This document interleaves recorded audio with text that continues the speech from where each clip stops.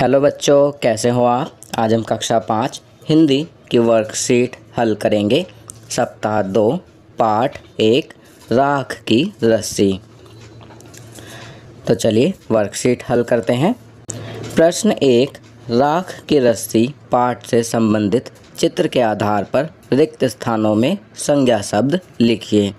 यहाँ संज्ञा के बारे में बताया गया है। संज्ञा किसी व्यक्ति, वस्तु, स्थान, प्राणी और भाव आदि के नाम को संज्ञा कहते हैं।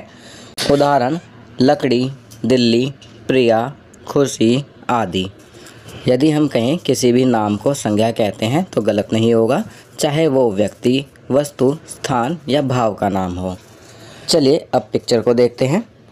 इस पिक्चर को ध्यान से देखने के बाद अब रिक्त स्थानों में इस पिक्चर से संबंधित संज्ञा शब्द लिखते हैं। तो पहला शब्द लिखेंगे आदमी, दूसरा लड़की, तीसरा भेड़, चौथा टोपी, पांचवा घर, छठा पत्थर। तो इस पिक्चर में हमें ये सब चीज़ें दिखाई दे रही हैं और ये संज्ञा शब्द है। इसके अलावा भी आप अन्य संज्ञा शब्द जो इस चित्र में दिखाई दे रहे हैं लिख सकते हैं। चलिए आगे बढ़ते हैं। प्रश्न 2, नीचे दिए गए संज्ञा शब्दों की पहचान कर उन्हें उचित शीर्षक के अनुसार लिखिए।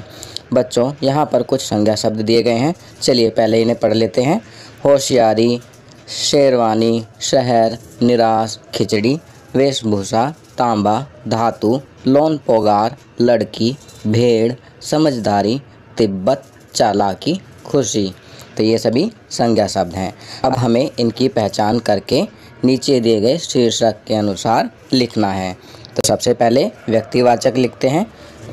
व्यक्तिवाचक संज्ञा में लिखेंगे तिब्बत, शेरवानी, खिचड़ी, लोन पोगार।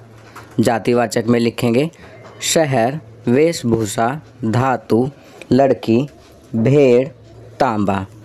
बच्चों तांबा भी जातिवाचक संज्ञा का ही एक उपभेद है। यह वैसे तो द्रव्यवाचक संज्ञा में आता है। और भाववाचक संज्ञा में लिखेंगे होशियारी, निराश, समझदारी, चालाकी, खुशी। भाववाचक संज्ञा जिसमें किसी भाव को व्यक्त किया जाता है। चलिए आगे बढ़ते हैं। प्रश्न 3, राख की रस्सी कहानी में लड़की की समझदारी सभी को अच्छी लगी। मुश्किल समय में आपने जब समझदारी दिखाई थी उसके बारे में लिखें। तो बच्चों यहाँ पर आपको कोई भी ऐसी कहानी लिखनी है जिसमें आपने समझदारी दिखाई हो।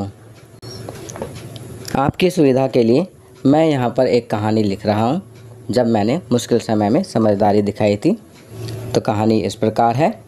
एक बार मैं अपनी मम्मी के साथ अस्पताल गया था। अस्पताल में एक व्यक्ति आया और मम्मी से बोला कि आपके पति दुर्घटनाग्रस्त हो गए हैं और वो आपको बुला रहे हैं, चलिए जल्दी से हमारे साथ चलिए। परंतु मैंने मम्मी को रोका और कहा कि पहले आप पापा को फ़ोन करके उनकी तबीयत के बारे में पूछें। मम्मी ने जैसे ही फ़ोन निकाला, ये देखकर वह व्यक्ति वहाँ से भाग खड़ा हुआ क्योंकि वह झूठ बोल रहा था। फिर मैंने मम्मी को बताया कि हमारे टीचर ने हमें ये बात बताई थी क्योंकि ठगों के कुछ समूह इस तरह का झूठ बोलकर भोले भाले लोगों को ठगते हैं। तो बच्चों ये वर्कशीट यहाँ कंप्लीट होती है। अगर ये वीडियो आपको अच्छी लगी तो इसे लाइक एंड शेयर ज़रूर करें। अन्य विषयों पर बने हमारे लेटेस्ट वीडियोस को देखने के लिए चैनल को सब्सक्राइब करना ना भूलें और देखते रहिए हमारा channel knowledge kingdom. Thank you.